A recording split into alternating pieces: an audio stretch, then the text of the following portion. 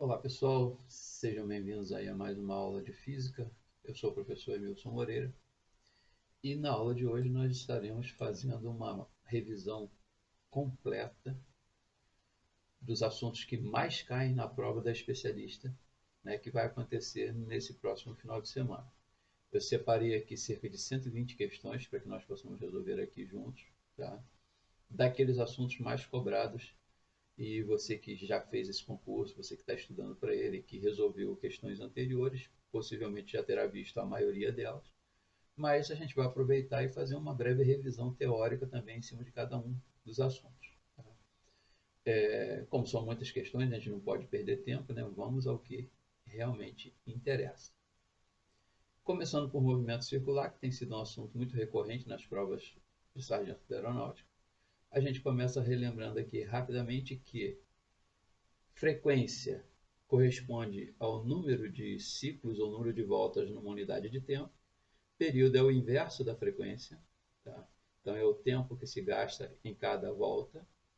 Também pode ser representado por 1 sobre f. Com relação à velocidade linear ou velocidade tangencial, tangencial porque ela é tangente à circunferência em cada ponto, quem dá uma volta percorre um comprimento igual a 2πr num tempo chamado de período.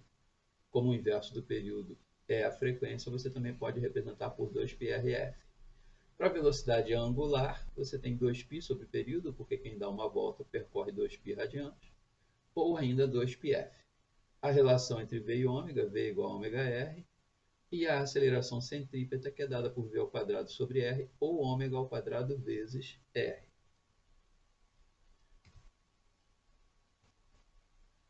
Com relação à associação de polias, tá? Você tem aqueles casos em que as polias são associadas por intermédio de um eixo único, tanto pode ser acoplado uma sobre a outra ou separada, né? O eixo pode ser mais comprido. Nessa situação é importante que você saiba que a velocidade angular é a mesma para as duas. E a partir desse conhecimento você consegue aí, substituindo as fórmulas, chegar a conclusões a respeito de velocidade linear, que evidentemente quem está por fora tem uma velocidade linear maior. Tá? No caso da associação por intermédio de correias ou do contato direto, você terá a mesma velocidade linear. Então, o ponto de partida é quem é igual, a velocidade angular ou a velocidade linear. A partir daí você consegue chegar a outras conclusões. Aqui tem uma informação importante. Se essa gira nesse sentido, que seria o sentido horário, essa aqui também gira no sentido horário. Se essa gira no sentido horário, essa gira no sentido anti-horário. Questão que caiu em uma das provas, no caso de 2018, um ponto material descreve um movimento circular uniforme com o módulo da velocidade angular igual a 10 radianos por segundo. Após 100 segundos, o número de voltas completas percorridas por esse ponto material será número de voltas completas. Então vamos imaginar aqui o seguinte, ó. Quem dá uma volta, na realidade percorre 2π radianos. Tá? 2π radianos. Esse cara tem uma velocidade angular de 10 radianos por segundo. Então, a gente pode dizer o seguinte, essa velocidade angular é o deslocamento angular sobre ΔT. A velocidade angular vale 10. Vamos calcular o ΔΦ num tempo de 100 segundos. Então, o ΔΦ será de 1000 radianos. Agora a gente vai fazer aqui uma regrinha de 3. Ó. Uma volta, 1000 é 2π radianos. Tá?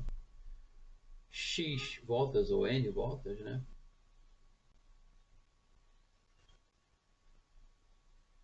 Igual a 1000 radianos. Resolvendo essa regrinha de 3, a gente vai ficar com N igual a 1000 sobre 2π. que ele mandou considerar como sendo 3, ó, a dot π igual a 3, tá? Então, 2 vezes 3. Vou ficar com 1000 sobre 6. Posso dizer que é 500 sobre 3. Isso vai dar aproximadamente 133 voltas. 133, ou melhor, 166, perdão. 166 voltas.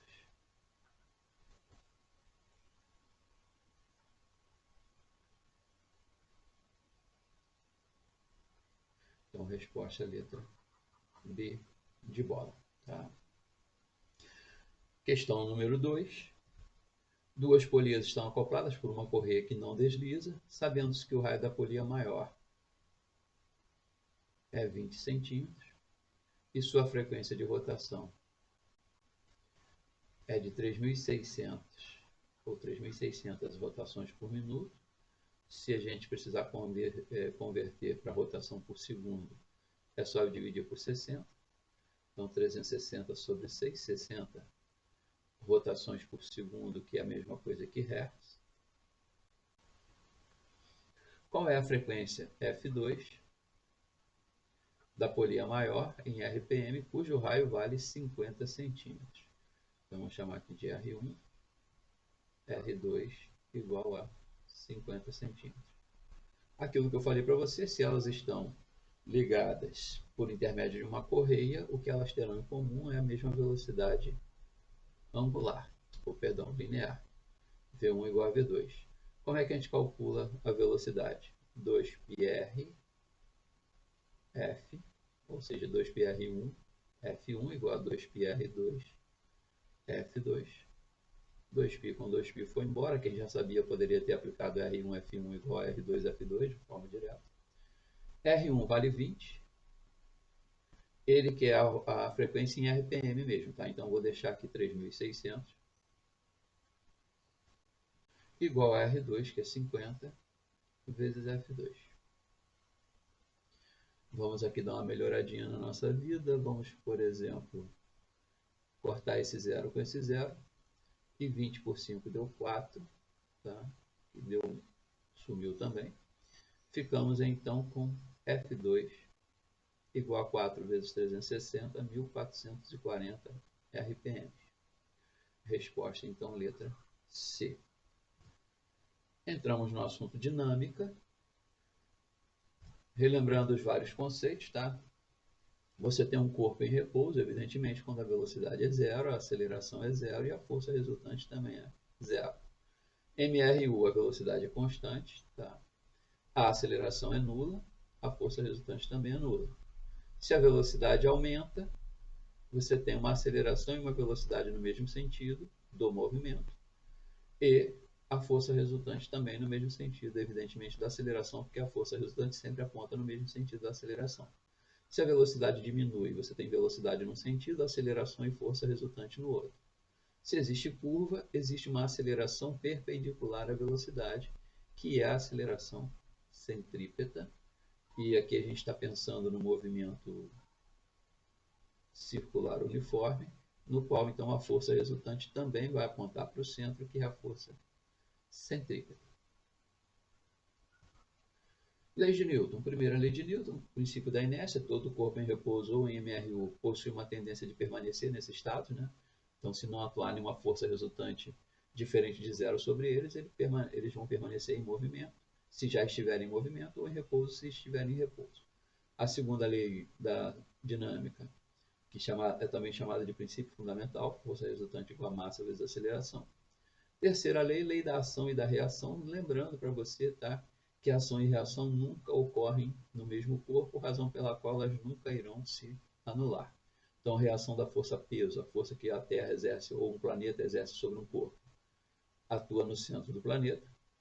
Aqui você tem força elétrica, no caso de repulsão, uma numa carga, outra na outra, também ação e reação em corpos diferentes. Força magnética, idem.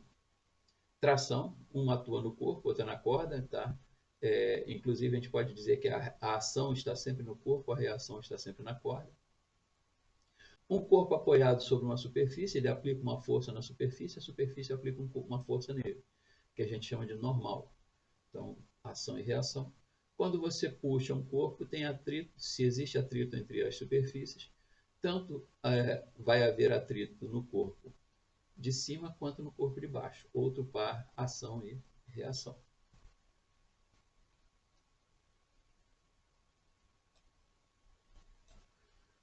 Bom, forças resultantes, ou atuantes, melhor dizendo. Peso, massa vezes gravidade.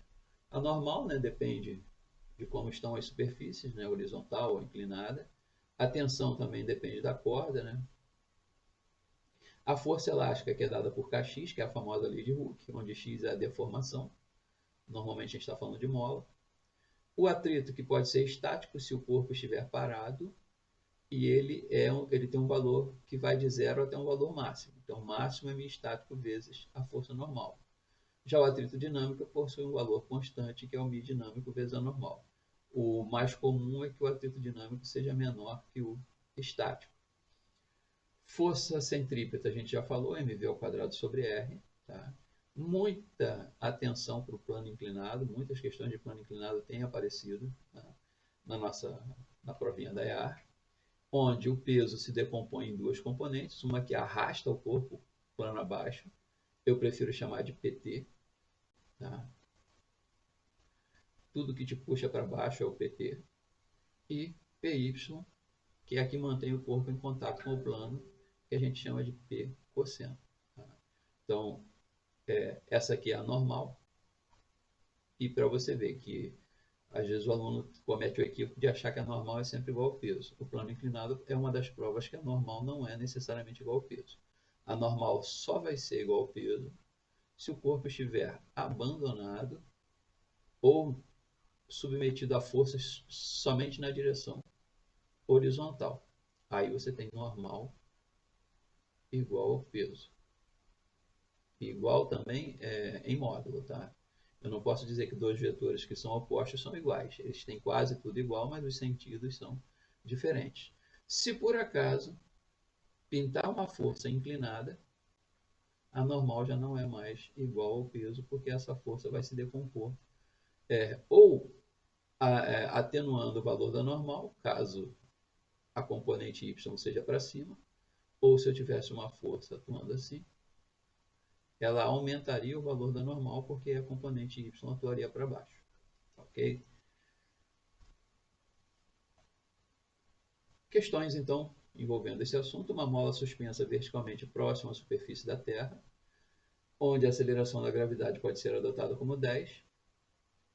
Na extremidade livre da mola é colocada uma cestinha de massa desprezível que será preenchida com bolinhas de gude de 15 gramas cada uma. Ao acrescentar bolinhas à cesta, verifica-se que a mola sofre uma elongação proporcional ao peso aplicado, ou seja, obedece à lei de Hooke. Sabendo-se que a mola tem uma constante elástica de 9 newtons por metro, quantas bolinhas é preciso acrescentar à cesta para que a mola estique exatamente 5 centímetros? Então, a aplicação quase que direta da fórmula, força elástica é igual a Kx. Tá? No caso, a força elástica está sendo exercida, ou está sendo igual ao peso, né? O K vale 9. Perceba que o K está em Newton por metro, então eu vou ter que colocar 5 vezes 10 a menos 2, que é uma marca da especialista. As questões são relativamente simples, mas normalmente envolvem conversão de unidades, assim como a massa, que, por exemplo, eu tenho 15 gramas. O peso a gente sabe que é a massa vezes a gravidade. Isso vai ter que ser 45 vezes 10 a menos 2. Essa massa, então, vai ser 45 vezes 10 a menos 3 quilogramas. Tá? Que a gente pode dizer que são 45 gramas. Aí pensa, se a massa total é 45 gramas e cada bolinha tem 15, então você vai ter que colocar 3 bolinhas para que você consiga alcançar ali a deformação de 5 centímetros. Uma criança gira no plano horizontal uma pedra com massa igual a 40 gramas, presa a uma corda produzindo um movimento circular uniforme. A pedra descreve uma trajetória de raio igual a 72 centímetros, sob a ação de uma força resultante centrípeta de módulo, então força centrípeta resultante de 2 newtons. Se a corda se romper, qual será a velocidade em metros por segundo com que a pedra se afastará da criança? Na realidade, eu acho que o correto aí seria dizer que ela vai se afastar do ponto onde ela se rompeu. Tá? Mas detalhes à parte, vamos ao que interessa. Força centrípeta, que no caso aí vai estar sendo exercida pela força de tração. Tá? Lembre-se que a força centrípeta ela não tem existência própria, ela é uma força que faz papel de força centrípeta, aquela força que aponta para o centro da trajetória, ou é a resultante de duas ou mais forças, sempre fazendo as forças que apontam para dentro menos as forças que apontam para fora. Isso vai ser o que nós chamamos de resultante centrípeta. Tá? Como a força centrípeta é dada por mv ao quadrado sobre r, ele já disse que essa força vale 2, disse que a massa vale 40, mas veja que está em gramas, eu tenho que multiplicar por 10 a menos 3, vezes v ao quadrado, sobre o raio que é 72, mas eu tenho que multiplicar por 10 a menos 2, isso para eu poder passar para metros. Então vamos ficar com v ao quadrado igual a 144 vezes 10 a menos 2 sobre... Em vez de escrever 40 vezes 10 a menos 3, gente, eu vou escrever 4. Então, ó, eu dividi por 10, vou multiplicar por 10. Por 10 a menos 2. Porque aí o que vai acontecer? Ó? Isso aqui sumiu. V vai ser igual a raiz de 144, que é 12, sobre a raiz de 4, que é 2.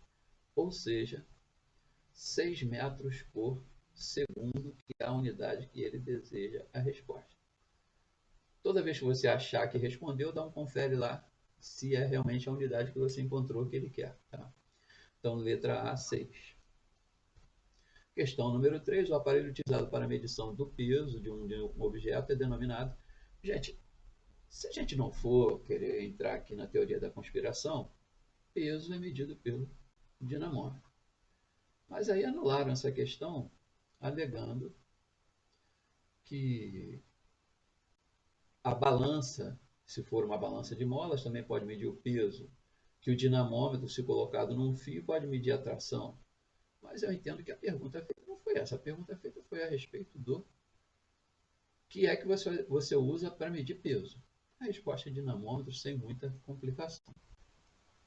Questão número 4.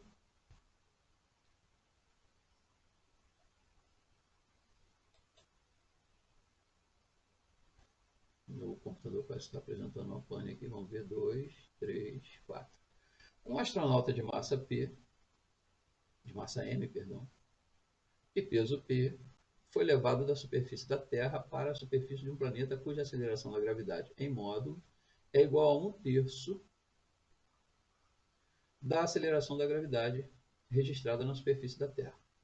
Então, grave uma coisa, tá, gente? Massa é constante, peso é que varia, porque o peso é o produto da massa pela gravidade. No novo planeta, os valores da massa e do peso desse astronauta, em função de suas intensidades na Terra, serão, respectivamente, a massa continuará sendo a mesma, como a gravidade é 1/3, o peso, que é diretamente proporcional à gravidade, também vai ser 1/3. Então, a resposta é a letra C. Questãozinha bem simples, né? Olha o plano inclinado aí na área, gente. Assinale a alternativa que representa corretamente a função da posição x em relação ao tempo de um bloco lançado para baixo a partir da posição inicial x0, com o módulo da velocidade inicial v0, ao longo do plano inclinado representado a seguir. Observações. Desconsiderar qualquer atrito, considerar o sistema de referência x com posição 0 no ponto mais baixo do plano inclinado, então o sistema de referência está apontando para cima e o corpo está sendo lançado para baixo. E 4G é o módulo da aceleração da gravidade. Gente, algumas coisas aqui rápidas para a gente relembrar a respeito de plano inclinado. Primeiro, pensando no plano sem atrito. Quer o corpo esteja subindo, quer ele esteja descendo, tá? Considerando que não tenha nenhuma força atuando sobre ele, além do peso, tá? E da normal. Então você sabe que o peso se decompõe em PT e PN.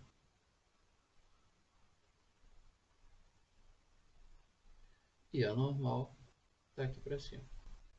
Então a normal se anula com PN, a resultante é PT, tá? Então isso vai fazer com que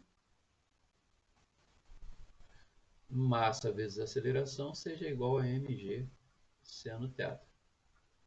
Cortando as massas, você vai perceber que a aceleração dele independe da massa e que vai ser dada por g seno θ. Então essa é uma informação que você tem que estar com ela no sangue. Outra informação importante é que caso o corpo esteja num plano inclinado com atrito, em duas circunstâncias você vai ter a FAT, ou melhor, o coeficiente de atrito igual a tangente do ângulo θ. Quais são essas duas circunstâncias? Quando ele estiver em repouso, na iminência do movimento, então não é um repouso qualquer, é um repouso que está na iminência de ser quebrado, né? Iminência do movimento, ou quando ele estiver em MRU. A diferença é que em repouso você acha o atrito estático, em MRU você acha o atrito dinâmico. Então agora a nossa questão fica relativamente simples se a gente pensar no seguinte, ó. Ele partiu da posição inicial x0, que é positiva, matei essa. Tá? Ele tem uma velocidade inicial negativa, porque ele está no sentido oposto ao do referencial. Não dá para matar ninguém, porque todo mundo agora aqui continua com velocidade inicial negativa. A aceleração também vai ser negativa, então, infelizmente, aqui também eu ainda não consegui matar ninguém. Eu só sei que essa aceleração não é a aceleração da gravidade. Tá? Eu sei que essa aceleração é dada por quem? G seno de θ. Tá? Então, eu matei essa, que tinha G cosseno. Fiquei com x igual a x0 menos v0t menos g seno θ vezes t ao quadrado sobre 2. É a famosa sorvetão, né? S igual a S0 mais v0t mais AT2 sobre 2. Tá? Confesso a você que eu não gosto muito dessa maneira aqui de já substituir variáveis com sinais. Tá? Normalmente você coloca sinal no número quando você vai substituir.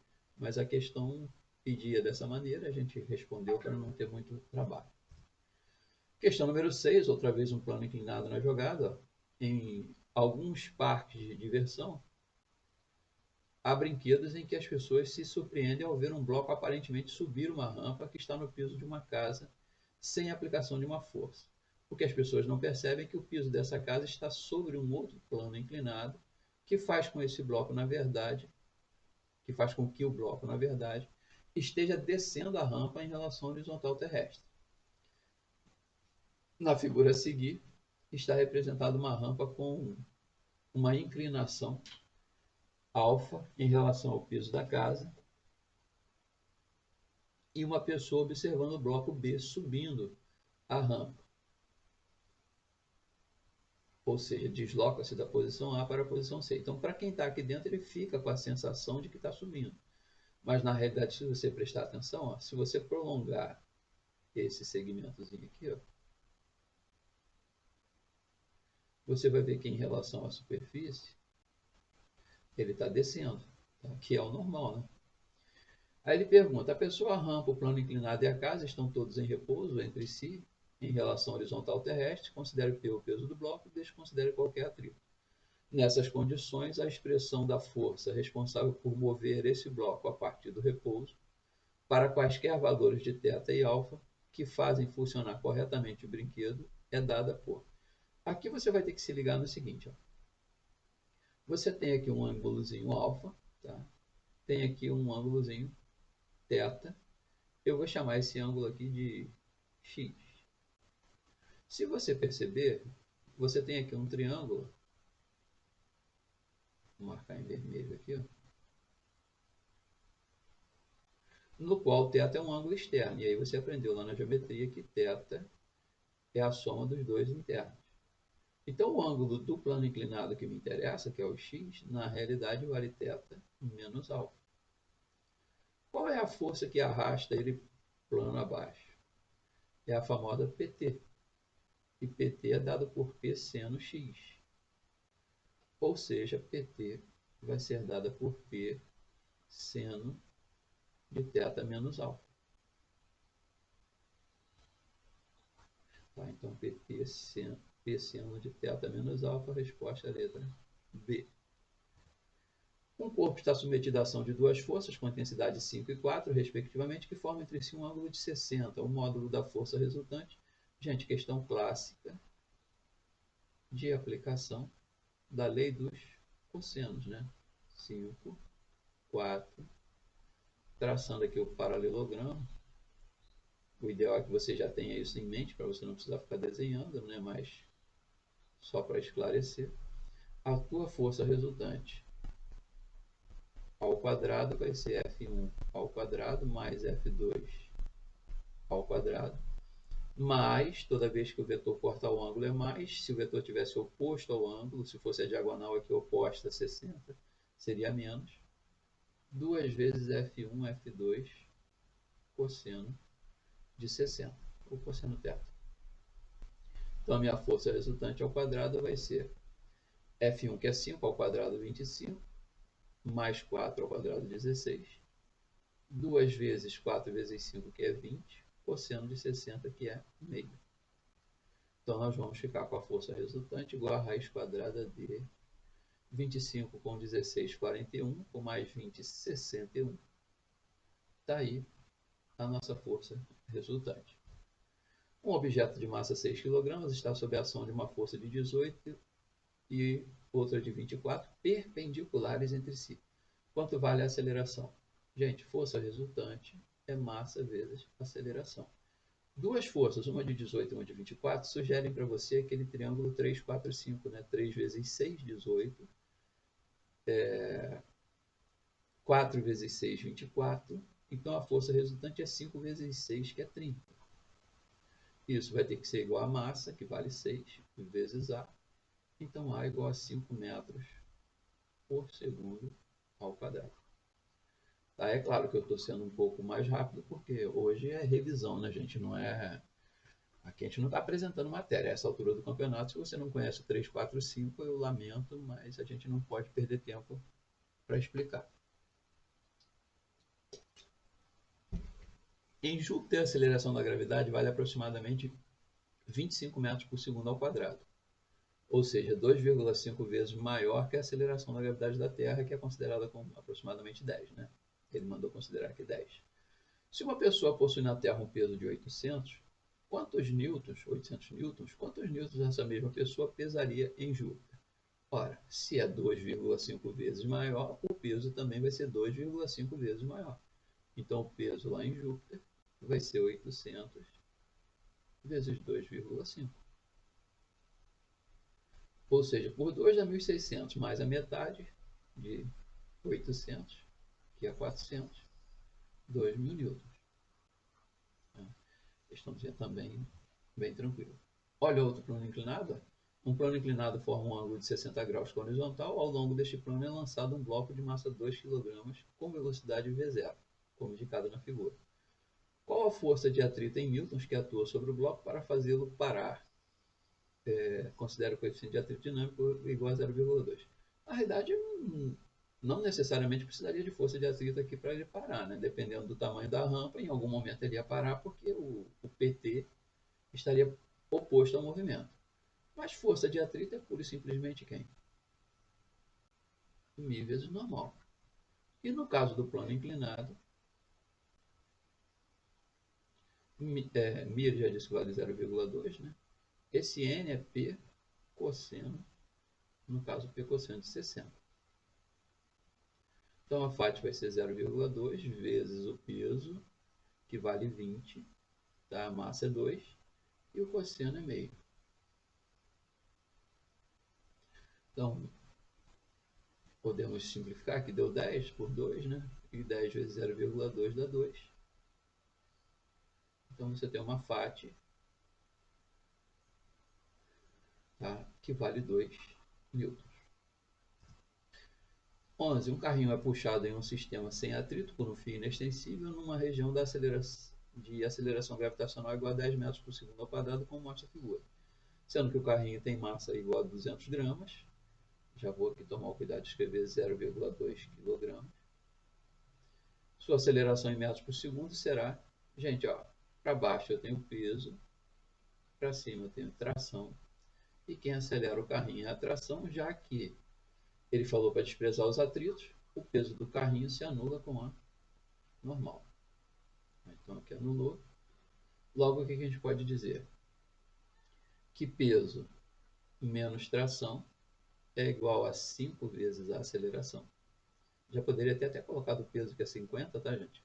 Vou até fazer isso porque a gente precisa ganhar tempo. Se meu computador deixar, né? Então, 50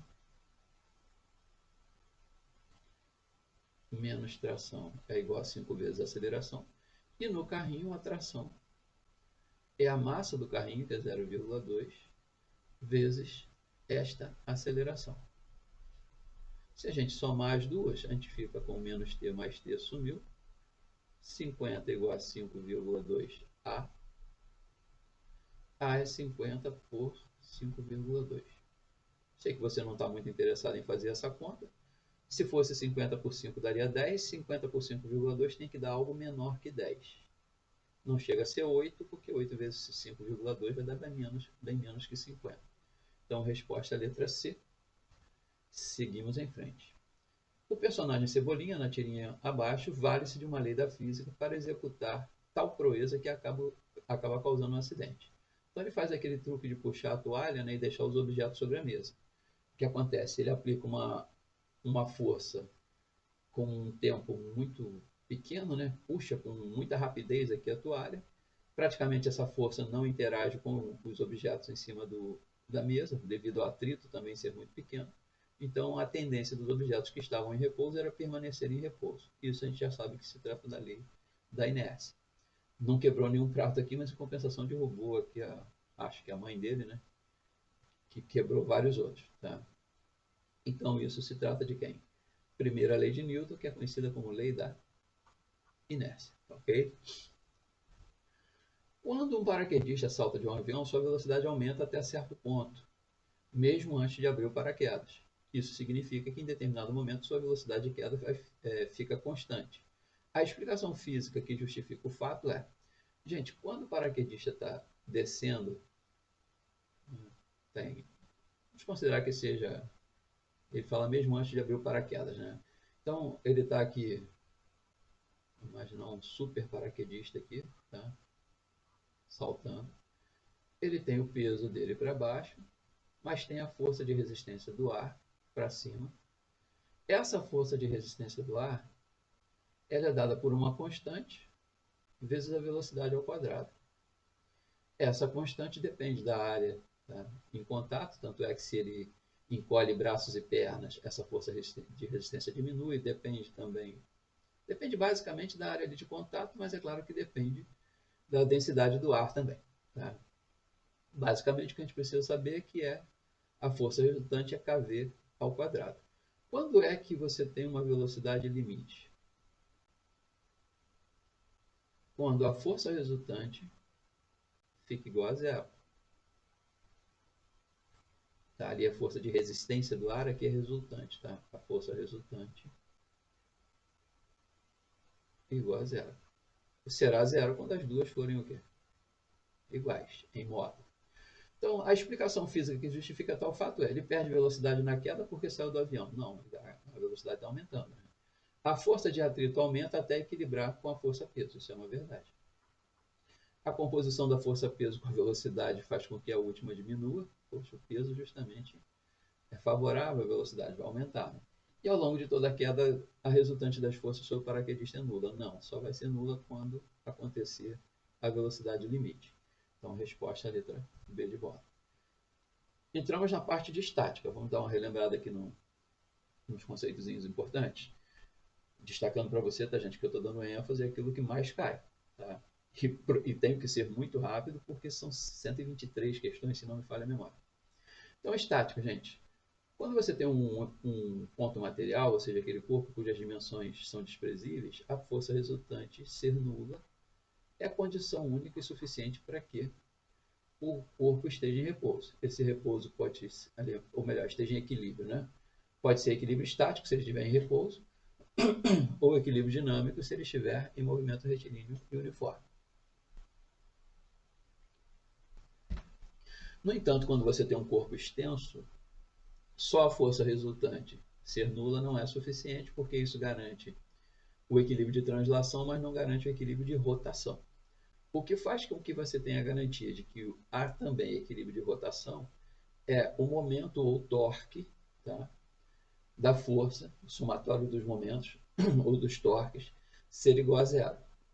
Então, para corpo extenso, você precisa de duas condições: força resultante nula e somatório dos momentos igual a zero. Tá? A especialista cobra assim, muito em questão de alavanca, né? Quando você tem uma alavanca, no caso aqui uma alavanca interfixa, ou seja, qual for a alavanca que você tiver, dizer que o somatório dos momentos é zero significa dizer o seguinte: a gente costuma chamar essa força aqui, que foi usada para tentar manter essa pedra em equilíbrio ou para tentar erguê-la, de força de potência. O peso da pedra a gente chama de resistência. A distância da força até o ponto de apoio a gente chama de braço de potência. E essa distância aqui a gente chama de braço de resistência. Existem três tipos de alavanca, tá? Interfixa, interresistente, interpotente. Tudo depende de quem é que está no meio aqui. Então, quando o ponto fixo está no meio, é interfixa. Quando a resistência está no meio, é interresistente. Quando a força está sendo aplicada no meio, é interpotente. Qualquer que seja a alavanca, você vai dizer que a força de potência vezes o braço de potência tem que ser igual à força de resistência vezes o braço de resistência. Isso é lei áurea para mecânica, tá? Não vi, há muitos anos que não aparece na especialista, mas existe uma coisa chamada de vantagem mecânica, tá? Vantagem mecânica é você levar vantagem, é bom que seja muita vantagem, né? Então, vantagem mecânica é quando você pega a força de resistência e divide pela força de potência. Se esse valor é maior que 1, você já começou a ter vantagem, né? Porque uma resistência grande foi vencida com uma potência pequena. Bom, então, número 1. No estudo da estática, para um ponto material, ou só ponto material, tá? Esteja em equilíbrio, é necessário que a resultante das forças exercidas sobre ele seja nula. Essa condição única é suficiente. Ponto material não se tem torque, tá? Você não tem soma de momentos. Não tem essa história da força exercida ser maior do que o peso, né? E nem ser menor do que a força-peso. O somatório das forças resultantes tem que ser nulo. Olha uma questãozinha de uma alavanca interfixa aqui, ó. Uma barra de 6 metros de comprimento e de massa desprezível. Preste atenção nisso, porque se tivesse massa, você teria que vir aqui no peso, no centro da barra, já que ela é homogênea. Então, quando um corpo é homogêneo, você diz que o peso dele se concentra no centro de gravidade dele. Essa ele falou que tinha massa desprezível. É montada sobre um ponto de apoio O, conforme pode ser visto na figura. Um recipiente cúbico de paredes finas e massa desprezível com 20 centímetros de aresta é completamente cheio de água e em seguida colocado preso a um fio na outra extremidade. Então a massa do recipiente em si é desprezível, mas ele tem 20 centímetros de aresta. Então vamos marcar isso aqui. A força, a intensidade da força F em newtons, aplicada na extremidade da barra para manter o equilíbrio. Manter em equilíbrio todo o conjunto, barra, recipiente cúbico e ponto de apoio, é: o módulo da gravidade é 10, a densidade da água é 1, tá? E o fio que prende o recipiente cúbico é ideal de massa desprezível. Então, basicamente, o que a gente vai ter que fazer é o seguinte: F vezes 2 tem que ser igual ao peso do recipiente, vezes 4. Essa força F vai valer, então, 2 vezes a massa vezes a gravidade. Veja você que nós não temos a massa, mas a gente sabe que densidade é massa sobre volume, Então podemos dizer que a massa é igual a densidade vezes o volume. Mas ele fala que está cheio de água, tá? A água, ela tem um volume em litros igual a massa em quilogramas, tá? Então a gente pode fazer aqui o seguinte, ó. A densidade é 1 vezes o volume, massa igual a densidade, tá? Só quero chamar a sua atenção para pensar aqui no seguinte, tá, gente? 1 centímetro cúbico de água tem massa 1 grama, tá? 1 metro cúbico tem 1000 litros, né? Ou seja, 1 metro cúbico vai ter 1000 quilogramas de água. E ainda 1 decímetro cúbico, aí sim esse equivale a 1 litro ou 1 quilograma. Tá? Então, vindo para cá, 2 vezes a massa. Tá? Ele falou aqui que o volume desse cara, ele é um cubo, né? É um cubo de aresta 20. Como é que a gente acha o volume de um cubo? É a aresta ao cubo. Então, o volume vale 20 centímetros. Vou ter que multiplicar por 10 a menos 2 para passar para metro. Isso ao cubo. Ou seja, eu vou ficar com 2 ao cubo, que é 8, vezes 10 ao cubo, tá? Porque aqui é 20, né? Seria 2 vezes 10, vezes 10 a menos 6. Então, essa massa vai ser, esse volume que vai ser igual a massa, vai ser de 8 vezes 10 a menos 3, vezes 10. Então, essa força vai ser 16 vezes 10 a menos 2 newtons. Vamos ver, ele quer o quê?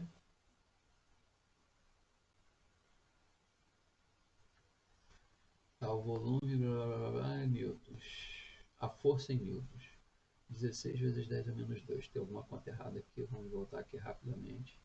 Eu achei aqui o volume de 20 vezes 10 a menos 2. Deu 8, tá? Vezes 10 ao cubo. Isso me dá um volume de 8 vezes 10 a menos 3 metros cúbicos. Ah, tá. O detalhe está aqui. 8 vezes 10 a menos 3 metros cúbicos, gente. Para eu saber essa massa aqui, ó.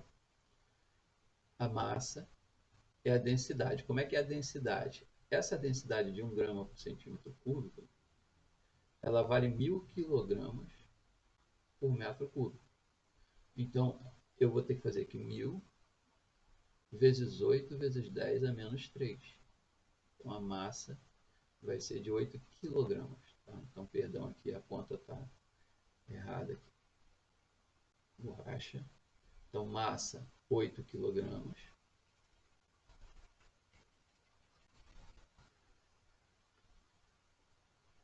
Tá? Então, 2 vezes 8 vezes 10, 160 newtons. Ok? Resposta letra D. Questão número 3. Um pedreiro decidiu prender uma luminária de 6 kg entre duas paredes. Para isso, dispunha de um fio ideal de 1,3 metro, que foi utilizado totalmente sem nenhuma perda, conforme pode ser observado na figura abaixo. Se liga, tá, gente?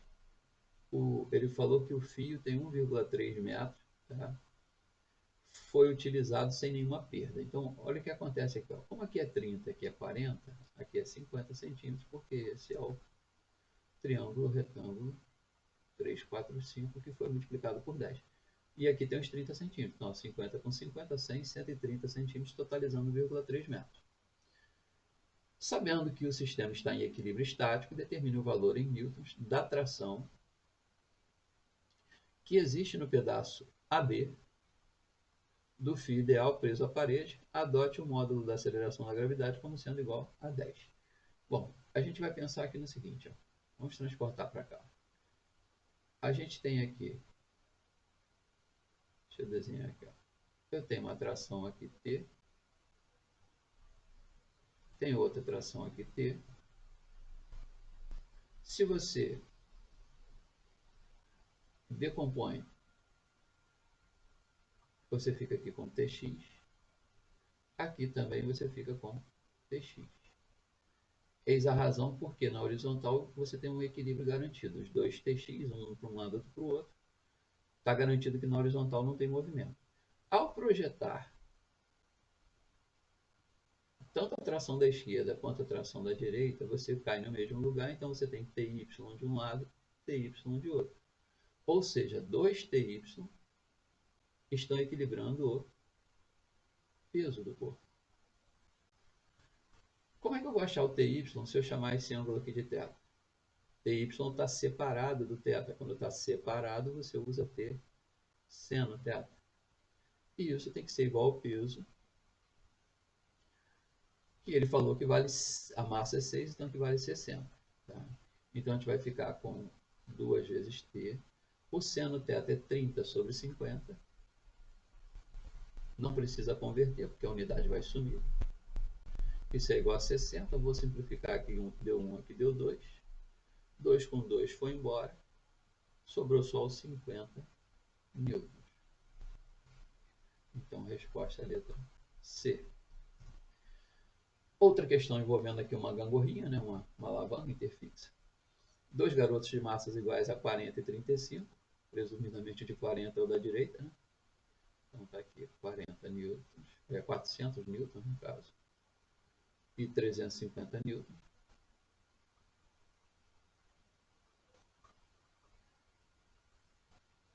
Sentaram em uma gangorra de 2 metros de comprimento para brincar. Os dois se encontravam à mesma distância do centro de massa e do apoio da gangorra, que coincidiam na mesma posição. Então, o centro da gangorra está aqui. Claro que se o garoto mais pesado iria deslocar a gangorra, né? Deixa eu só botar esse vetor aqui. Aqui. Para indicar que está na barra, né? Então, ele precisou de colocar aqui um contrapesozinho, né? Então, ele fala aqui, ó, para ajudar o equilíbrio foi usado um saco de 10 kg. Então, a gente vai dizer que a força, o peso que ele está, ou a força que ele está aplicando na barra, chama de PS, vale 100. Considerando o saco de areia como um ponto material, qual a distância em metros do saco de areia ao ponto de apoio da gangorra? Então, vamos chamar isso aqui de X. Aquela condiçãozinha que a gente falou que é básica para equilíbrio de uma delas, né, que é o somatório dos momentos igual a zero, em relação a um ponto, que a gente chama de polo.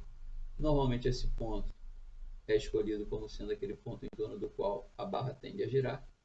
Então a gente vai fazer assim, ó. Essas forças que estão atuando no sentido de fazer a barra girar para cá, eu vou dizer que são positivas. E essa aqui no sentido oposto, eu vou dizer que é negativa. Dá errado se eu fizer o contrário? Não. O importante é que as forças que estão atuando no mesmo sentido têm o mesmo sinal. Então vou ficar com 300.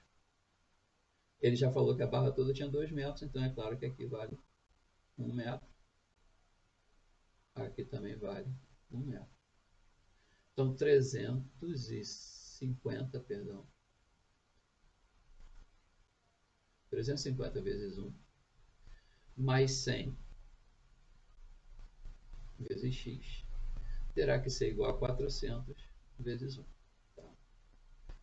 100x igual a 50, x igual a 0,5 metros.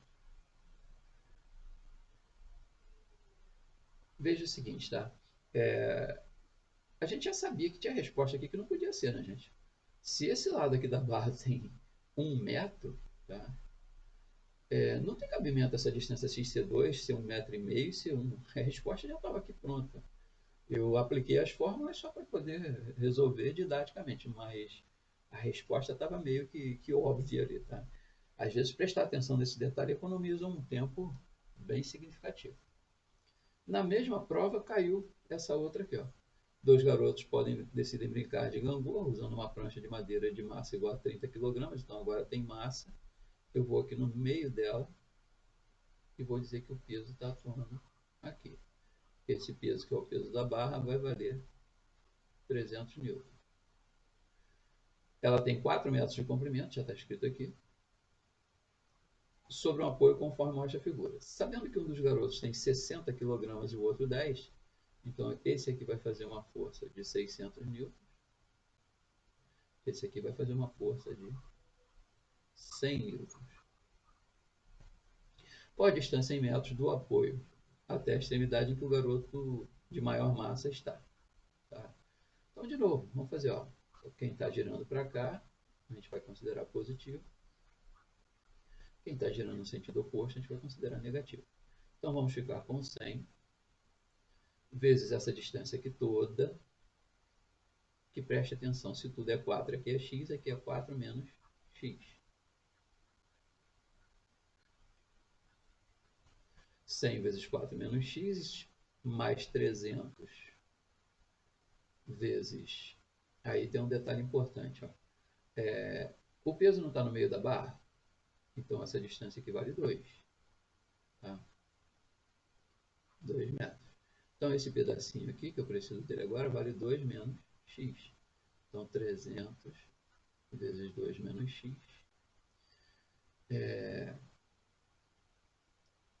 menos 600 vezes x tem que ser igual a 0. Só um segundinho, gente, deixa eu ver aqui o negócio. Tá. É que eu costumo às vezes já colocar as que giram de um lado da igualdade e a que gira do outro lado. Tá? Também a gente ganha tempo. Dá para a gente dividir tudo por 100 para melhorar a nossa continha. Vou ficar com 4 menos x mais 6 menos 3x menos 6x igual a 0. Fiquei com 4 mais 6, 10. Menos 4 menos 10, então vai para o outro lado 10x. Logo x igual a 1 metro. X igual a 1 metro, letra A. Tá? De novo, a gente tinha a situação que eu te falei. Ó. Cara, se a barra toda tem 4, aqui está no ponto médio. Tá? Essa distância aqui não tem como ser 2, não tem como ser 3, nem tem como ser 4. A questão já veio... Eu nem sei por que eles fazem isso, né? Parece até um psicotécnico, né? Entramos na hidrostática. Esse assunto, então, gente, é absurdo, tá? O que cai de hidrostática, o número de questões que nós temos aí é muito grande. Vou resolver todas elas porque é importante que eu faça isso. Daqui a pouco eu vou estar dando uma paradinha no vídeo porque ele já está ficando muito grande, mas eu quero fazer assim. Tudo de Física 1, depois tudo de Física 2, depois tudo de Física 3. Tá? Vai ficar cansativo para você, mas é a reta final, é a hora de você dar seu último gás. Então, relembrando aqui, conceitos de hidrostática, pressão é fundamental, que é força dividida por área, unidade Newton por metro quadrado, que se chama Pascal.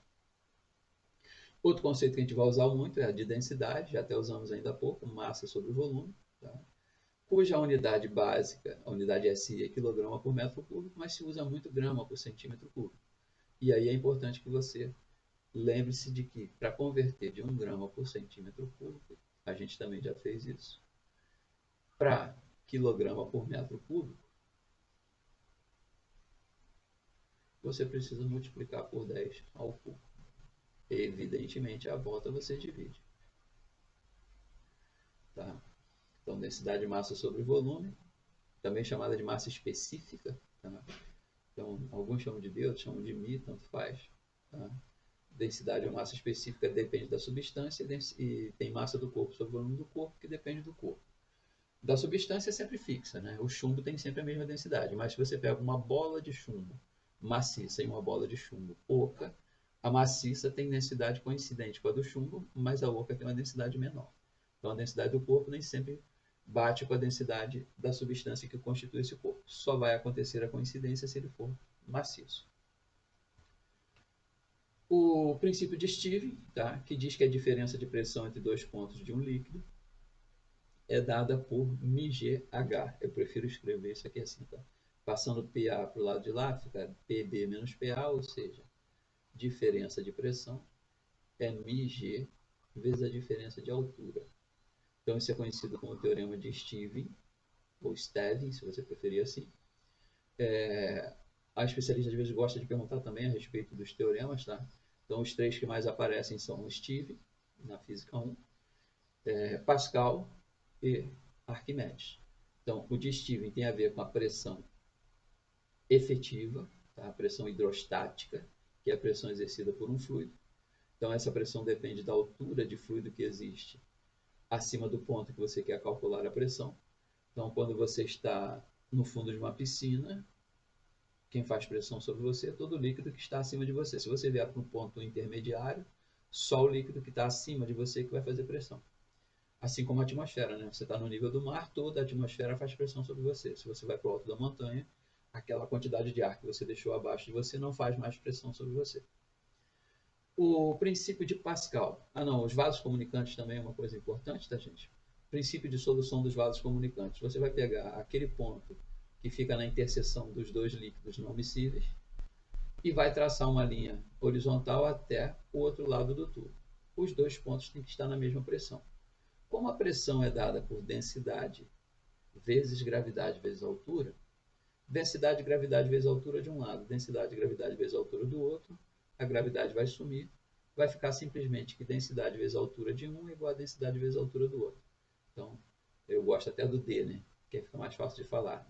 D1H1 igual a D2H2. O princípio de Pascal, que o enunciado diz que se você submete um ponto de um fluido a uma variação de pressão, essa variação de pressão se transmite integralmente para todos os pontos do fluido. Então, esse é o enunciado do princípio de Pascal. A aplicação prática, né? Você tem aqui a prensa hidráulica, um dos principais exemplos aí de aplicação do princípio de Pascal. Serve também para freios hidráulicos, macaco hidráulico, tá? Prensa hidráulica, onde você faz uma força pequena numa área pequena, surge do outro lado uma força grande numa área grande. Então, a força é diretamente proporcional à área. Tá? Guarde uma coisa, tá? O trabalho realizado de um lado é igual ao trabalho realizado do outro. Então, força vezes deslocamento de um lado tem que ser igual a força vezes deslocamento do outro lado. Isso aqui também é importante, já foi cobrado em prova. O princípio de Arquimedes diz que todo corpo imerso em um fluido fica sujeito a uma força vertical ascendente, tá? Considerando aqui o fluido em equilíbrio, né? Então, uma força vertical ascendente que tem módulo igual ao peso do líquido deslocado por esse corpo. Essa força se chama empuxo.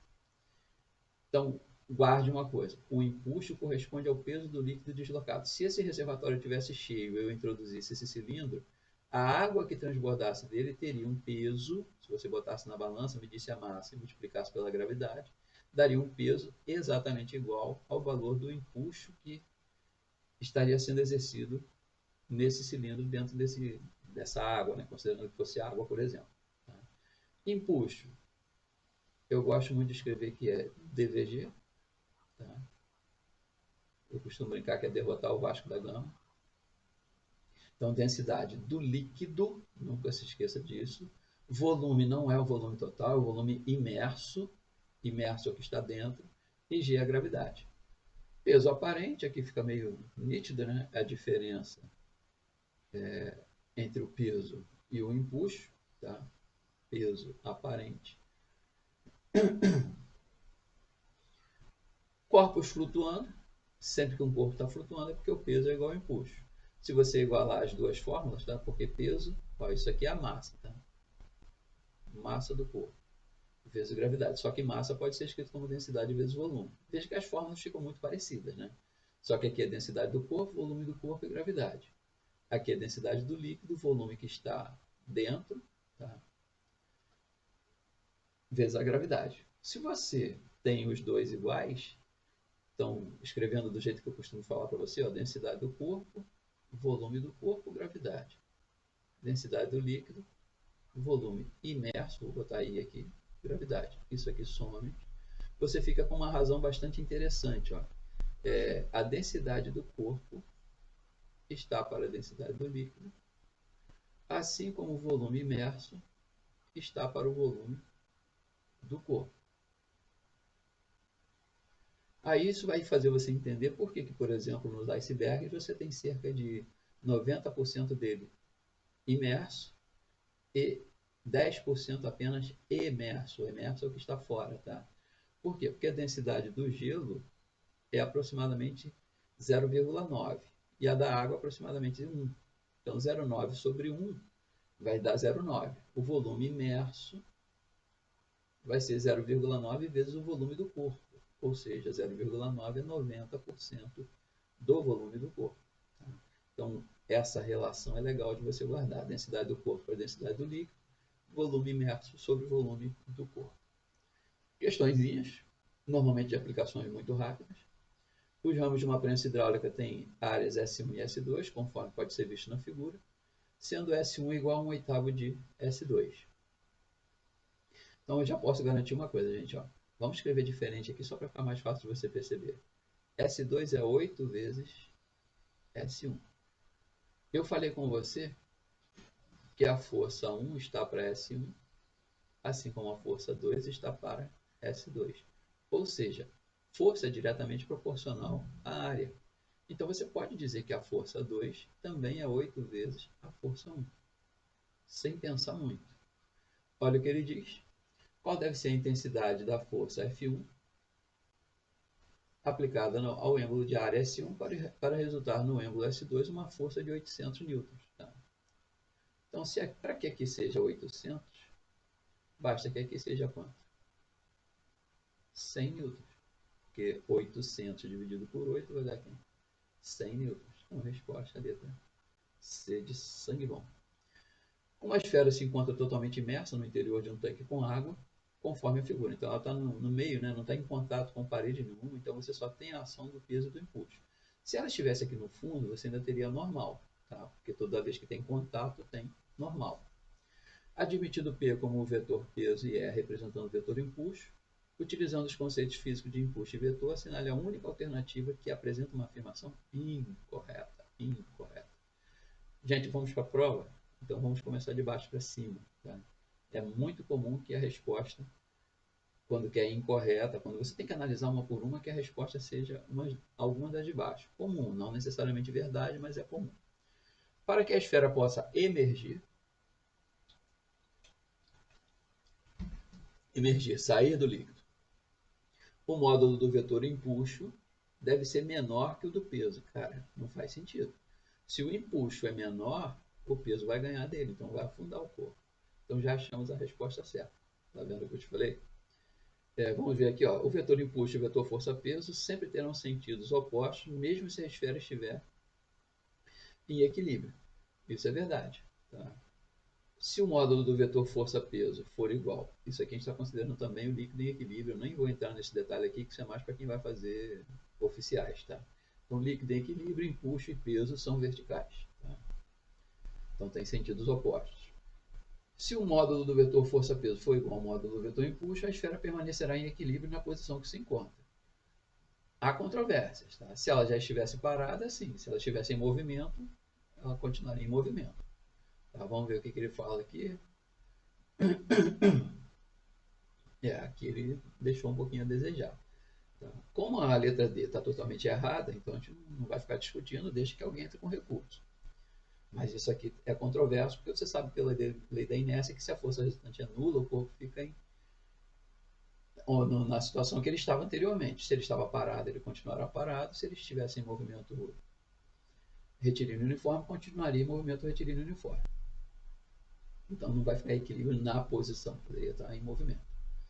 Se o módulo do vetor força-peso for maior que o do impulso, ele irá afundar. Isso é verdade. Um cubo de aresta 3 tem massa 81 gramas, 3 centímetros, 81 gramas. O material do qual esse cubo é constituído tem densidade igual a... Então, uma questão simples, a única coisa que a especialista faz é brincar aqui com as unidades. A densidade vale 81 sobre 3. Isso vai me dar 27 gramas por centímetro cúbico. Aliás, perdão, tá? O volume não é 3, né? 3 ao cubo, tá? Desculpa. A aresta que é 3, não é o volume não. Então vai ficar 81 por 27, vai dar o contrário aqui. Então aqui 81 por 27 vai ser 3 gramas por centímetro cúbico, que eu preciso multiplicar por 10 ao cubo para achar na unidade que ele quer, quilograma por metro cúbico. Então resposta letra C, fim de papo. Uma esfera metálica de massa igual a 500 gramas, então já vou tomar o cuidado de escrever aqui 0,5 newton, de volume 50 centímetros cúbicos, Já vou aqui multiplicar por 10 a menos 6 para passar para metro cúbico. Presa por um fio ideal e imersa em um líquido dentro de um recipiente, conforme desenho. Está, né, nessa situação. Nessas condições, a tração no fio é de... Então vamos pensar aqui. Ó. A gente tem o peso. Para cima a gente tem a tração. E também tem o empuxo. Tá? E aí, pela condição de equilíbrio, a gente sabe que tração mais empuxo tem que ser igual ao peso. Ele quer a tração. Tração é peso menos empuxo. O peso dela vale meio quilograma. Não é meio newton, né? A massa é meio quilograma. Então o peso é 5. Tá? Massa vezes gravidade. E o empuxo é a densidade do líquido, que eu tenho que usar em quilograma por metro cúbico. Então vale 1000. Vezes a gravidade, que é 10. Vezes o volume, que é 50. Vezes 10 a menos 6. Então essa tração vai ser 5. Ó, 10 ao cubo vezes 10, 10 à quarta, vezes 10 a menos 6, 10 a menos 2. Mas tem um 10 aqui também, então 10 a menos 1. 5 vezes 10 a menos 1. Então essa tração vale 4,5 newton. Resposta letra B de bola. Ok? Questão número 5. Assinale a alternativa que completa corretamente a lacuna do texto a seguir. Um recipiente cilíndrico de raio igual a 1 metro, tampado com um êmbolo, possui uma amostra de gás a uma pressão de 10 a quinta pascal.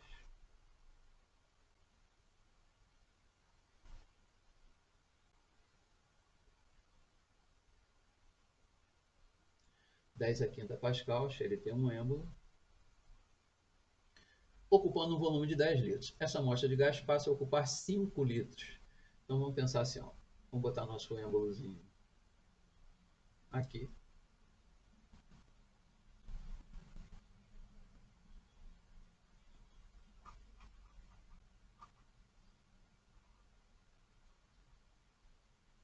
Então suponha que isso aqui seja uma maneira de você empurrar esse êmbolo, né? Esse volume inicial valia 10. E a pressão inicial valia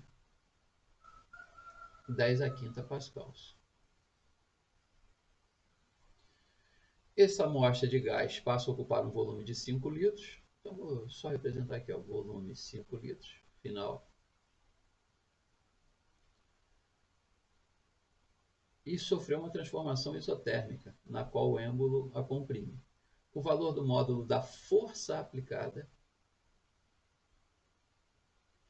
sobre o êmbolo, ele falou que o raio aqui vale 1, tá?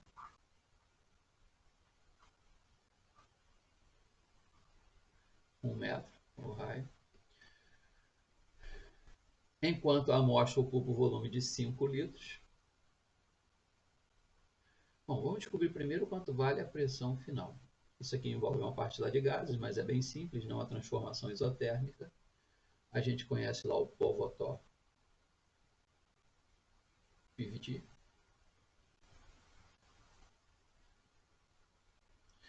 A temperatura é constante, então sumiu. Pressão e volume são inversamente proporcionais, o que já te dá uma dica. Tá? Mas a gente pode substituir aqui, ó, 10 a quinta vezes 10. A nova pressão para um volume 5. Então essa pressão, simplificando aqui dá 1, aqui dá 2. 2 vezes 10 a quinta pascal.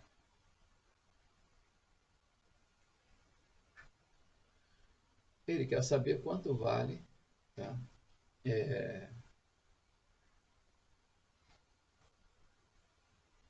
Tampado com ele, possui uma amostra de gás, ocupando volume. Essa amostra de gás passou a ocupar 5 após uma transformação isotérmica. O valor, tá? É bom a gente sempre marcar isso aqui, tá, gente? Da força aplicada sobre o êmbolo enquanto ela ocupa 5 litros. Bom, o que é pressão, gente? Pressão é força sobre a área. Tá? Ou seja, a força vai ser, então, a pressão vezes a área.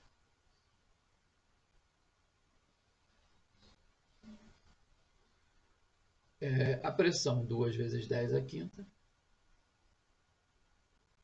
E a área, você sabe que é π vezes R ao quadrado, né? Ou seja, π vezes 1 ao quadrado.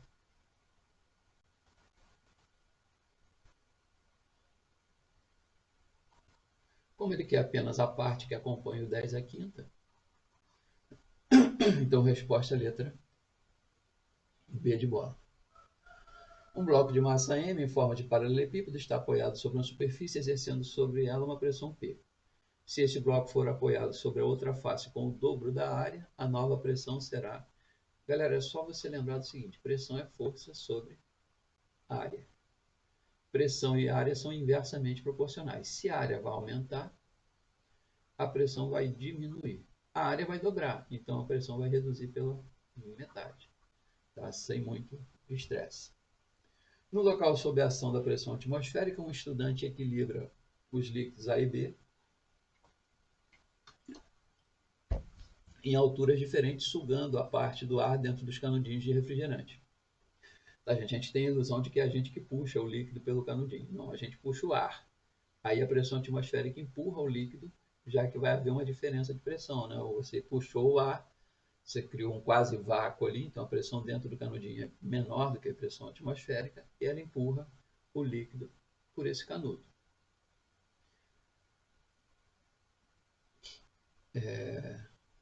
Tá sugando a parte do ar dentro dos canudinhos de refrigerante, como está indicado na figura a seguir. Sabendo que a densidade do líquido B é 0,8 vezes a densidade do ar, então vamos escrever aqui, ó, dB é igual a 0,8 dA. Quanto mais denso for o líquido, né, gente, mais difícil vai ser para a pressão atmosférica empurrar esse líquido pelo canudinho. Tá? Podemos afirmar corretamente que ele quer saber a relação entre as alturas. Tá? Preste atenção numa coisa. Esse pontinho aqui e esse pontinho aqui, ambos estão na superfície do líquido, ou dos líquidos, que estão no mesmo nível. Então a pressão de um lado tem que ser igual à pressão do outro.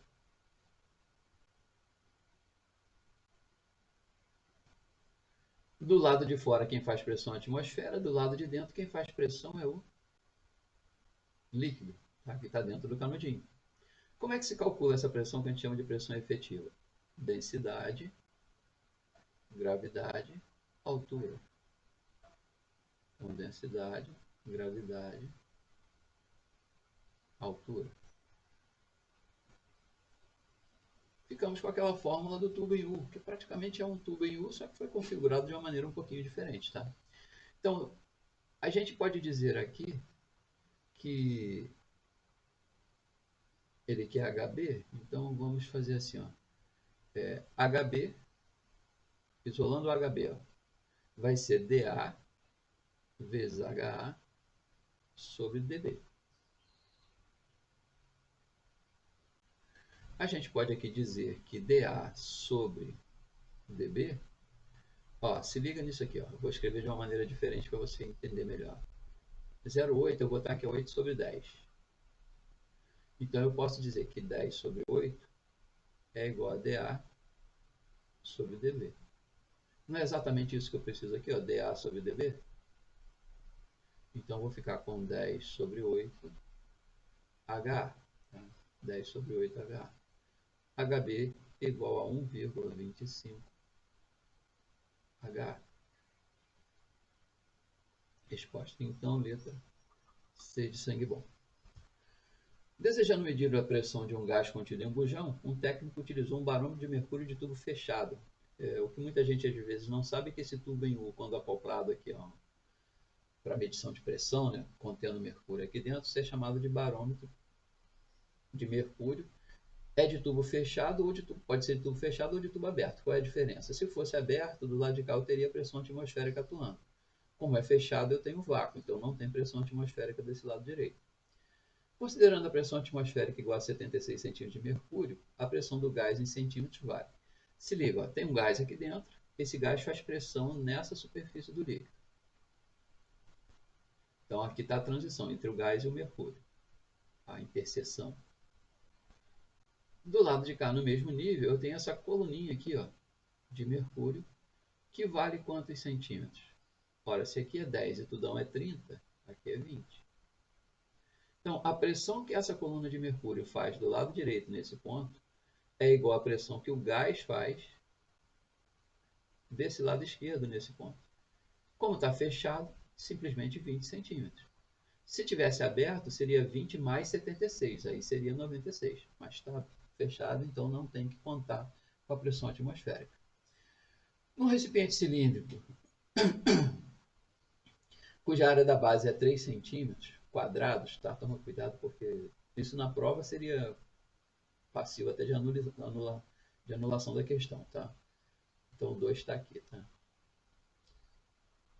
Coloca-se 408 gramas de mercúrio. Sabendo que a densidade do mercúrio é 13,6 e que a aceleração da gravidade é 10, determine em Pascal a pressão no fundo do recipiente, desconsiderando a pressão atmosférica local. Então ele quer a pressão efetiva, tá? Só a pressão do líquido, que a gente sabe que é dGH. A densidade do mercúrio está em grama por centímetro cúbico. Quando ele quer a resposta em Pascal, eu vou ter que botar 13,6 vezes 10 ao cubo. A gravidade ele mandou considerar como 10. Agora está faltando saber qual é a altura, tá? Vamos nos lembrar aqui do seguinte, ó. Como é que se calcula volume de cilindro? É a área da base vezes a altura. O volume que eu tenho lá dentro é o do mercúrio, né? A gente sabe que densidade é massa sobre volume, então esse volume vai ser massa sobre densidade. Quanto é a massa? A massa de 408 gramas, eu vou multiplicar por 10 a menos 3 para passar para quilograma. Quanto é a densidade? A massa sobre densidade, 13,6 vezes 10 ao cubo. Tá? Vamos deixar por enquanto assim, ó. Então, o volume vai ser aquele ali, 408 vezes 10. Posso botar até 10 a menos 6, né? Passando 10 ao cubo para cima. Sobre 13,6. Igual à área da base, que ele já falou que vale 3 centímetros quadrados. Então, vou fazer 3 vezes 10 a menos 2 vezes H. Então, quem vai ser o meu H? 408 vezes 10 a menos 6 sobre, vamos fazer essa continha aqui, ó, 3 vezes 6, 18, vai 1, 3 vezes 3, 9, 1, 10, vai 1, 3 vezes 1, 3 vezes 3, 9, perdão, e 1, 10, vai 1, 3 vezes 1, 3, mais 1, 4, só que aqui tem uma casa decimal, aqui também vai ter, vezes 10 a menos 2. Então, para a nossa alegria, eu posso dizer que ali em cima eu tenho, vou repetir, 408 vezes 10 a menos 6, e aqui embaixo eu vou multiplicar por 10 para virar 408, vou dividir por 10 vai virar 10 a menos 3. O que aconteceu com 408? Fiquei com uma altura de 10 a menos 3 metros, que é quem estava faltando aqui. Então a minha pressão efetiva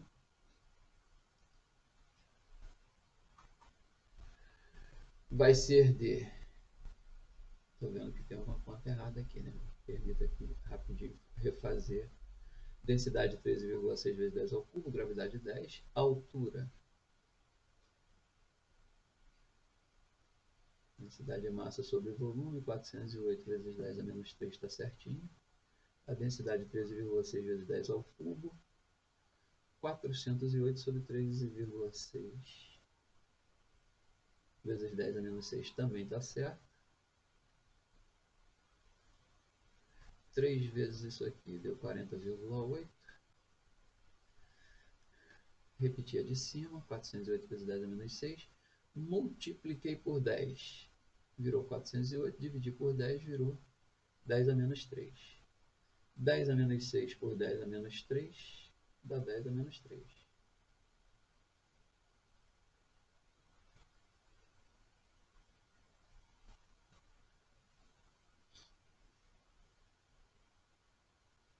Essa pressão, então, tudo bem que a resposta estaria, provavelmente vai ser o 13.600. Mas aqui está faltando alguma coisa. Área da base de altura.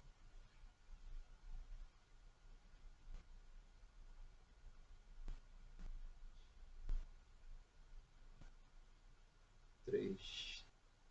Ah, tá, desculpa aqui, gente, ó.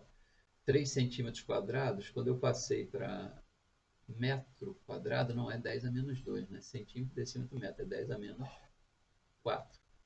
Tá? Então, 10 a menos 4, tá? Aqui vai ficar 10 a menos 5, tá? 10 a menos 4, quando eu multipliquei aqui por 10, vou dividir por 10, 10 a menos 5. 10 a menos 6 por 10 a menos 5, 10 a menos 1. Tá? Perdão aí, a pressa tá, me fez panguar aqui.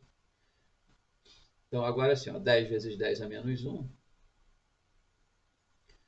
isso aqui some, e aqui vai ficar 13,6 vezes 10 ao cubo. Ou seja, eu vou ter que andar com a vírgula 3 casas, 3.600 pascals. Então, essa aqui deu um pouco mais de trabalho, tinha que brincar aqui com as unidades também, tá? Mas resposta, letra A, ok? Questão número 10, em hidrostática, pressão é uma grandeza física? Gente, pressão é sempre escalar. E no caso a gente já sabe que é inversamente proporcional à área, né? Aproveitando aqui para relembrar rapidinho, tá, gente? Quais são as vetoriais? Força, deslocamento, velocidade, aceleração, impulso, quantidade de movimento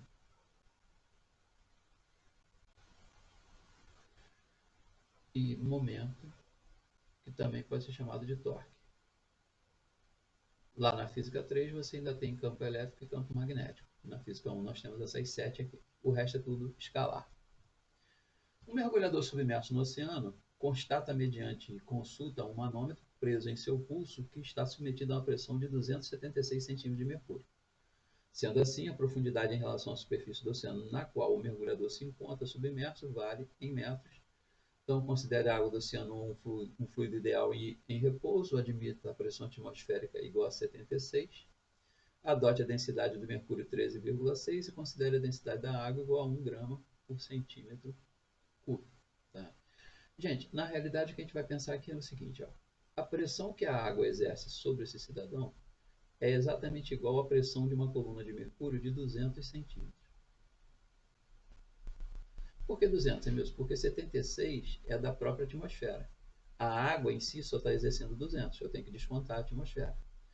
A pressão que a água exerce é dada pela densidade da água, gravidade, altura da água. E a pressão que uma coluna de mercúrio exerce é a densidade do mercúrio, gravidade, altura do mercúrio. Gravidade com gravidade cortou, né? Ficou praticamente o que acontece com o tubo em U, né? Então, densidade da água, 10 ao cubo. A altura de água a gente quer saber. Densidade do mercúrio, 13,6 vezes 10 ao cubo. Eu costumo nem passar, porque eu já sei que isso aqui vai acontecer. Eu costumo já deixar em grama por centímetro cúbico mesmo, porque vai cortar. E a altura de mercúrio vale, segundo ele, 200 centímetros, então 2 metros. Então a altura de água vai ser de 27,2 metros. Resposta então, letra C.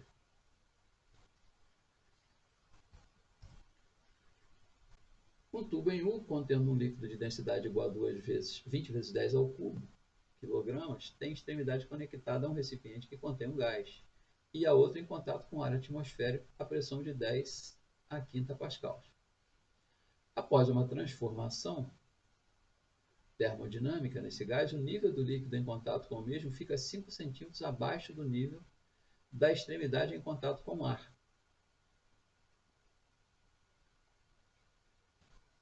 Conforme a figura, a pressão final no gás em 10 a quinta pascals é de... Bom, gente, vamos ver o seguinte. Ó. Aqui nós tínhamos, nesse nível, a pressão atmosférica. Então, a pressão inicial ficou de 10 a quinta pascal. E a pressão do gás, né? Que era igual.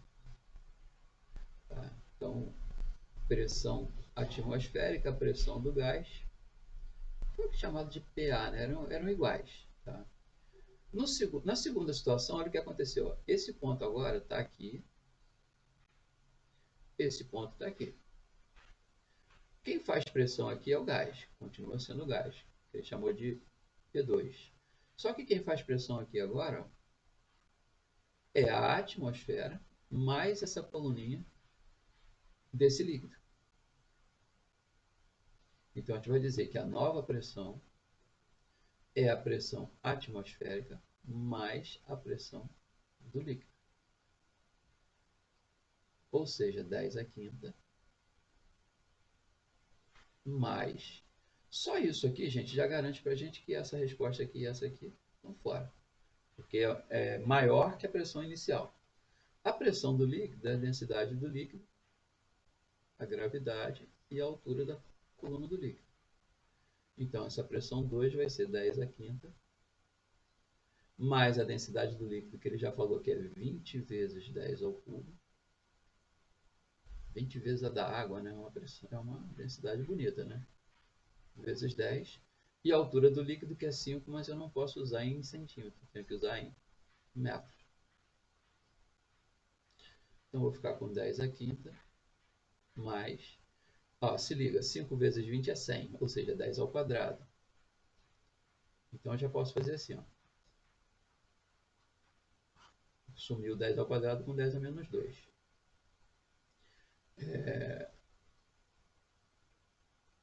Vou ficar aqui com 10 a quarta. Aí eu tenho um probleminha, tá? Porque como é que eu vou somar 10 a quinta com 10 a quarta? Inicialmente eu vou ter que fazer uma transformaçãozinha aqui, ó. Eu posso dizer que isso aqui é... Para poder escrever isso aqui em 10 a quinta, eu posso escrever assim, ó. 10 vezes 10... 10 a menos 1, perdão, vezes 10 a quinta. Porque é uma verdade, né? 10 a menos 1 vezes 10 a quinta dá 10 a quarta. Só que 10 a menos 1 é 0,1.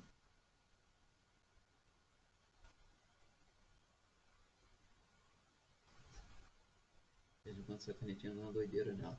Aqui, gente, é a mesma coisa que estivesse escrito 1 vezes 10 a quinta mais 0,1 vezes 10 a quinta. Então, isso vai dar 1,1 vezes 10 a quinta pascal. Resposta letra C, de sangue bom.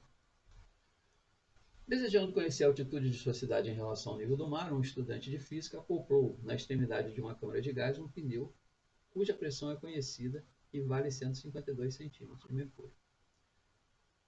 Ele acoplou um barômetro de mercúrio de tubo aberto. Então, essa questão é aquela que não tem o desenho. Então, muitos alunos ficaram enrolados. Mas aquilo que eu te falei na questão anterior, o que era um barômetro de tubo aberto? Então, ele botou o pneu aqui. O pneu faz pressão no mercúrio. Então, aqui você tem a pressão do ar, do pneu. Tá?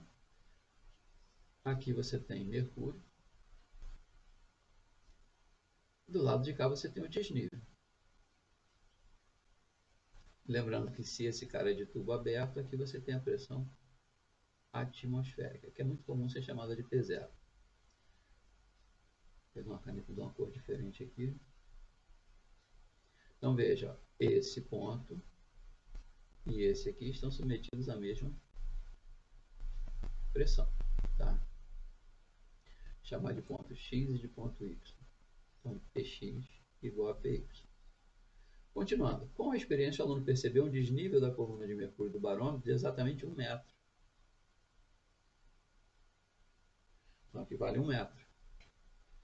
Admitindo a densidade do ar suposta igual a 0,001 grama por centímetro cúbico e a densidade do mercúrio como 13,6 gramas por centímetro cúbico, a altitude em metros da cidade onde o estudante mora em relação ao nível do mar vale...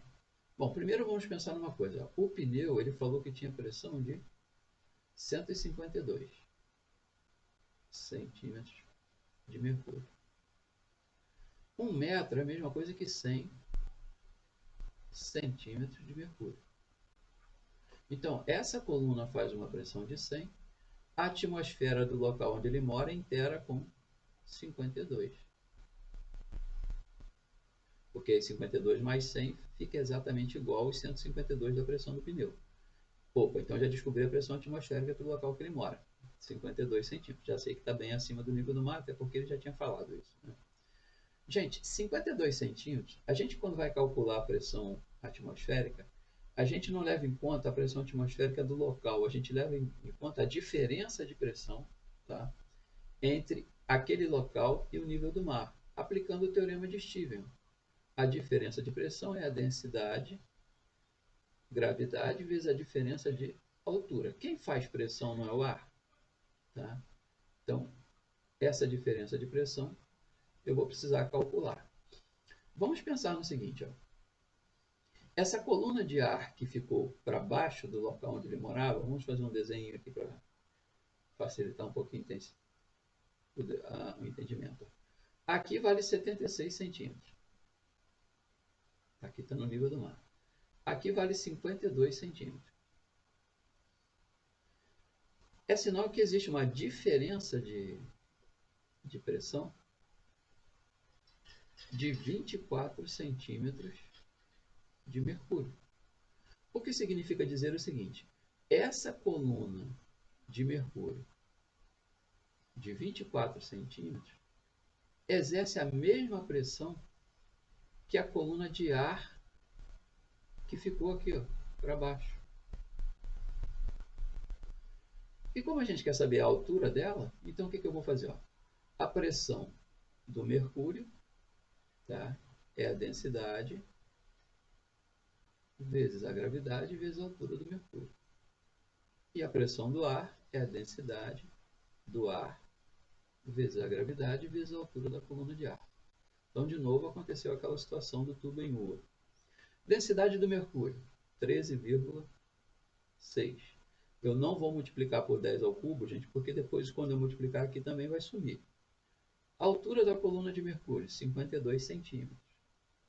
Então, se liga que eu estou botando 52 centímetros, então eu vou achar a altura da coluna de ar em centímetros, mas ele quer a resposta em metros. Densidade do ar. Tá? Densidade do ar, esse número aqui que eu posso escrever como 10 a menos 3, vezes a altura da coluna de ar. Então, eu vou ficar com 13,6 vezes 52, tá? Sobre 10 a menos 3, que vai lá para cima, vai virar 10 ao cubo. Vamos fazer essa continha aqui. Ó. Primeiro eu vou fazer aqui 136 vezes 52. Vou ficar aqui com 2 vezes 6, 12. Aliás, 52 não, né, gente? 24, desculpe. A diferença aqui não é 52, né? A diferença é... Me interessa é a diferença, tá? Então, vezes 24.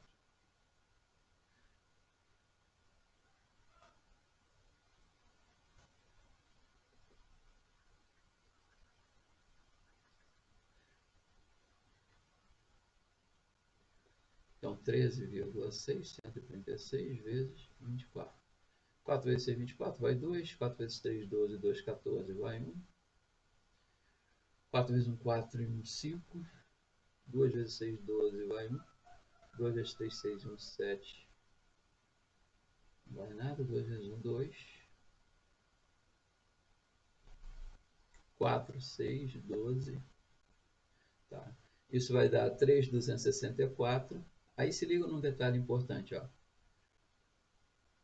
3.264 vezes 10 ao cubo centímetros. Mas para passar para metro eu não vou ter que dividir por 1.000. Tá? Então tá aqui, ó, 3.264 metros. Galera, chegamos aí ao final dessa primeira parte aí. Ficou bem grande, eu tenho certeza, nem perdi a noção do tempo aqui, mas tenho certeza que ficou bem grande, mas era necessário que fosse assim, tá? Você vai assistir com calma, né?